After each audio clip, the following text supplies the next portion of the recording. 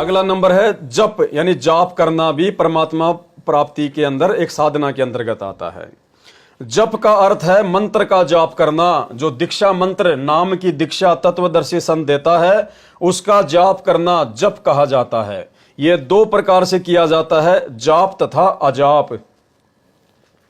जाप जो जीव से उच्चारण किया जाता है वह जाप कहा जाता है। जैसे परमेश्वर ने हमारे को नाम दीक्षा के समय जो प्रथम मंत्र दिया है जिसमें 7 मंत्र होते हैं उसको जीव से सुमरण किया जाता है, उसको जिव्या से किया जाता है। दूसरा परमेश्वर ने बताया आप उसको मानसिक तौर पर भी जाप कर सकते हो, यानी प्रथम मंत्र को बोलकर भी कर सकते हैं और मन ही मन में भी कर सकते हैं।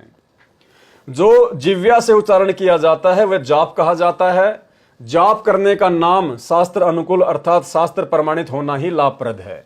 शास्त्रों में कौन कौन से नाम जाप के कहे हैं वे जानना अनिवार्य है। भक्ति के लिए प्रमाणित शास्त्र 3 ही हैं। कौन कौन से? चारों वेद, जिनमें ऋग्वेद, यजुर्वेद, सामवेद तथा अथर्ववेद हैं।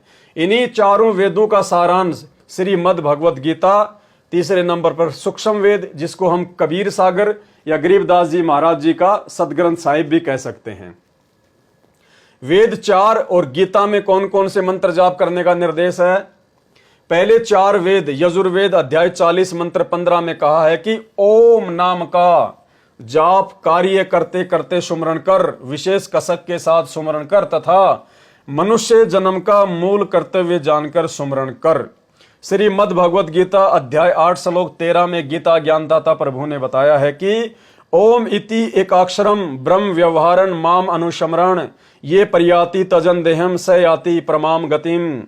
अनुवाद, मुझ ब्रह्म का ओम यह एक अक्षर है, उच्चारण करके सुमरण करता हुआ जो शरीर त्याग कर जाता है वह ओम के जप से मिलने वाली परम गति को प्राप्त होता है। भावार्थ, गीता के अंदर जाप करने का केवल एक ओम मंत्र है। यह ब्रह्म का जाप है। ओम के जाप से ब्रह्मलोक की प्राप्ति होती है। यह ओम से होने वाली परम गति है। यही प्रमाण श्री देवी पुराण गीता प्रेस गोरखपुर से प्रकाशित सचित्र मोटा टाइप केवल हिंदी के 7वें स्कंद प्रश्न नंबर 562-563 पर श्री देवी दुर्गा जी ने राजा हिमालय से कहा था कि मेरी पूजा सहित अन्य सब पूजाओं को त्याग कर केवल एक ओम नाम का जाप कर, ब्रह्म प्राप्ति का उद्देश्य रखकर ओम का जाप कर, जिससे उस ब्रह्म को प्राप्त हो जाएगा। वह ब्रह्म दिव्य आकाश में ब्रह्मलोक में रहता है, तू ब्रह्मलोक में चला जाएगा। याद रखें, पुराणों में कुछ वेद ज्ञान है और अधिक किसी ऋषि देवी देवता का अपना अनुभव है। पुराणों का जो ज्ञान वेद या गीता जी से मिलता है वह ज्ञान वह भक्ति साधना का ज्ञान सही है। जो मेल नहीं खाता वो व्यर्थ है। उपरोक्त हमने ग्रहण नहीं करना है, यानी पुराणों का जो ज्ञान वेद और गीता से मेल नहीं खाता वो हमने ग्रहण नहीं करना है। उपरोक्त कथन से स्पष्ट हुआ कि ओम नाम के जाप से ब्रह्मलोक प्राप्ति होती है, क्योंकि ओम नाम ब्रह्म का जाप मंत्र है। श्रीमद् भगवत गीता अध्याय 8 श्लोक 16 में कहा है कि ब्रह्मलोक पर्यंत सर्वलोक पुनरावर्ती में है, अर्थात ब्रह्मलोक में गए भगत भी पुनः लौटकर संसार में आते हैं, उनका भी जन्म मरण सदा बना रहता है। अध्यात्म के अंदर मुख्य भूमिका 3 देवताओं रजगुण श्री ब्रह्मा जी, सतगुण श्री विष्णु जी तथा तमगुण श्री शिव जी की है।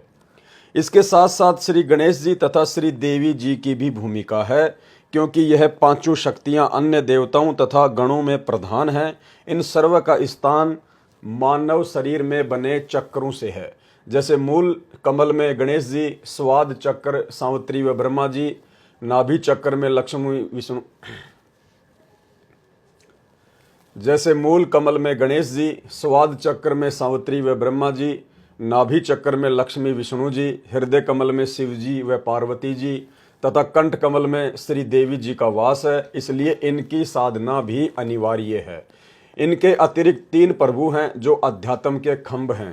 पहला क्षर पुरुष अर्थात काल, यह 21 ब्रह्मांडों का प्रभु है।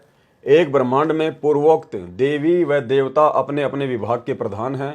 जैसे श्री ब्रह्मा जी रजोगुण विभाग के, श्री विष्णु जी सतोगुण विभाग के तथा श्री शिव जी तमोगुण विभाग के मंत्री हैं। एक ब्रह्मांड के 14 लोकों के अतिरिक्त 3 लोक पृथ्वी लोक, स्वर्ग लोक तथा पाताल लोक है। इन पर ही इन तीनों देवताओं का आधिपत्य है। श्री शिव जी के लोक में ही श्री गणेश जी का अलग लोक है। वहां पर शिव जी के गण रहते हैं। उनका प्रधान श्री गणेश जी है। श्री देवी जी 14 लोकों तथा इन तीनों लोकों पर भी मालकिन है। ब्रह्म ने दुर्गा जी को एक ब्रह्मांड की प्रधान शक्ति बनाया है। स्वयं अव्यक्त रहता है, किसी के समझ में नहीं आता। प्रमाण गीता अध्याय 7 श्लोक 24 व 25। ब्रह्म की प्रभुता 21 ब्रह्मांडों पर है, इसी को क्षर पुरुष कहा जाता है। दूसरे नंबर पर अक्षर पुरुष, यह 7 संख्य ब्रह्मांडों का स्वामी है। इसकी हमारे अध्यात्म मार्ग में बहुत कम तथा बहुत महत्वपूर्ण भूमिका है। श्रीमद् भगवद गीता अध्याय 15 श्लोक 4 तथा अध्याय 18 श्लोक 62 में कहा है कि पूर्ण मोक्ष प्राप्ति के लिए अक्षर पुरुष के नाम मंत्र का जाप करना अनिवार्य है। गीता अध्याय 15 श्लोक 4 में कहा है कि तत्वदर्शी संत से तत्व ज्ञान प्राप्ति के पश्चात परमेश्वर के उस परम पद की खोज करनी चाहिए, जहां जाने के पश्चात साधक फिर लौटकर पुनः संसार में नहीं आते। जिस परमेश्वर ने सर्व ब्रह्मांडों की रचना की, केवल उसी की पूजा करें। गीता अध्याय 15 श्लोक 4। गीता अध्याय 18 श्लोक 62 में, ये यहाँ पर मिसप्रिंट हो गया है, यहाँ पे 18 है। गीता अध्याय 18 श्लोक 62 में गीता ज्ञानदाता ब्रह्म ने कहा है कि हे भारत, तू सर्व भाव से उस परमेश्वर की शरण में जा। उस परमेश्वर की कृपा से ही तू परम शांति तथा शाश्वत स्थान अमरलोक को प्राप्त होगा। हमारे अध्यात्म मार्ग में विशेषकर 2 प्रभुओं का महत्व है। प्रथम तो क्षर पुरुष ब्रह्म काल का, क्योंकि हम इसके लोक में फंसे हैं, और हमने तीसरे प्रभु पर अक्षर पुरुष के लोक में जाना है, जहां जाने के पश्चात साधक लौटकर पुनः संसार में कभी नहीं आते। नंबर 3, परम अक्षर ब्रह्म, यह कुल का मालिक है। यह असंख्य ब्रह्मांडों का प्रभु है। यह क्षर पुरुष तथा अक्षर पुरुष का भी स्वामी है। यह सब देवों का देव, वास्तव में महादेव है। अक्षरदास सतगुरु रामपाल जी भगवान की स्तुति में जब महादेव शब्द यूज करता है तो बहुत सारे भाई बहनों को शंका होती है कि महादेव तो शंकर जी को कहते हैं, शिव जी को कहते हैं। यहाँ परमात्मा ने स्पष्ट कर दिया है, यह सब देवों का देव, वास्तव में महादेव। महादेव यानी जिसके ऊपर अन्य कोई देव ना हो। तो परमेश्वर रामपाल जी वर्तमान में ही नहीं, सृष्टि के आदि काल से देवों के देव महादेव हैं। इनसे ऊपर कोई भी देव नहीं है। हम साधकों को क्षर पुरुष के लोक से निकलकर परम अक्षर पुरुष के लोक में जाने के लिए साधना जरूरी है। क्षर पुरुष, अक्षर पुरुष तथा परम अक्षर पुरुष का प्रमाण गीता अध्याय 15 श्लोक नंबर 16 व 17 तथा अध्याय 8 श्लोक 3 में है। पूर्ण मोक्ष प्राप्ति के लिए जहां जाने के पश्चात साधक लौटकर संसार में कभी पुनः नहीं आता, शास्त्रोक्त साधना करनी होती है। श्रीमद् भगवद गीता का ज्ञान श्री कृष्ण जी के शरीर में प्रवेश करके क्षर पुरुष अर्थात ब्रह्म ने कहा है। गीता अध्याय 7 श्लोक 29 में गीता ज्ञानदाता ने कहा है कि जो साधक जरा अर्थात वृद्धा अवस्था तथा मरण से छुटकारा पाने के लिए प्रयत्न करते हैं, अर्थात केवल मोक्ष प्राप्ति के लिए ही साधना करते हैं, वे तत्ब्रह्म से, सब कर्मों से तथा संपूर्ण अध्यात्म से परिचित हैं। गीता अध्याय 7 श्लोक 29। गीता अध्याय 8 श्लोक 1 में अर्जुन ने पूछा कि किम तत्ब्रह्म, तत्ब्रह्म क्या है? उसका उत्तर गीता ज्ञानदाता ब्रह्म ने गीता अध्याय 8 श्लोक 3 में दिया है। बताया कि वह परम अक्षर ब्रह्म है। गीता अध्याय 15 श्लोक 16 में क्षर पुरुष और अक्षर पुरुष 2 प्रभु बताए हैं। ये दोनों तथा इनके लोकों में जितने शरीरधारी प्राणी हैं वे सब नाशवान हैं। जीव आत्मा तो किसी की भी नहीं मरती। गीता अध्याय 15 श्लोक 17 में कहा है कि उत्तम पुरुष अर्थात पुरुषोत्तम तो उपरोक्त श्लोक 18 में कहे क्षर पुरुष तथा अक्षर पुरुष से अन्य ही है। उसी को परमात्मा कहा गया है। वही परमात्मा तीनों लोकों में प्रवेश करके सबका धारण पोषण करता है। वह अविनाशी परमात्मा है। यह परम अक्षर ब्रह्म है। गीता अध्याय 8 श्लोक 3। अब गीता अध्याय 8 श्लोक 5 तथा 7 में गीता ज्ञानदाता ने अपनी भक्ति करने को कहा है कि मेरी भक्ति करेगा तो मुझे प्राप्त होगा, इसमें कोई शंका नहीं। अपनी साधना का नाम जाप गीता अध्याय 8 श्लोक 13 में बता ही दिया है कि मुझ ब्रह्म का केवल एक ओम नाम है। गीता अध्याय 8 श्लोक 8, 9, 10 में परम अक्षर ब्रह्म की भक्ति करने को कहा है। जो उस परम अक्षर ब्रह्म की भक्ति करेगा उसी को प्राप्त होगा। उस परम अक्षर ब्रह्म की भक्ति का ज्ञान तत्वदर्शी संत बताते हैं। तत्वदर्शी संत उनसे सुन। गीता अध्याय 4 श्लोक 34, गीता अध्याय 17 श्लोक 23 में परम अक्षर ब्रह्म अर्थात सच्चिदानंद घन ब्रह्म की साधना के 3 मंत्र ओम तत् सत का नाम जाप करने का निर्देश बताया है। ओम तत् सत इति निर्देश ब्रह्मण त्रिविध समर्थ है।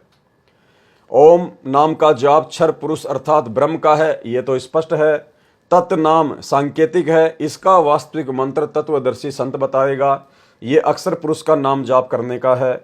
सत्य नाम भी सांकेतिक है, इसका वास्तविक नाम मंत्र जाप भी तत्वदर्शी संत बताएगा, जिसके लिए गीता अध्याय 4 श्लोक 34 में कहा है ओम तत्सत या हरि ओम तत्सत नाम का जाप करना व्यर्थ है। तत् तथा सत कोई अन्य मंत्र है तथा 3 नामों का जाप पूर्ण गुरु तत्वदर्शी संत से प्राप्त करके करना होता है।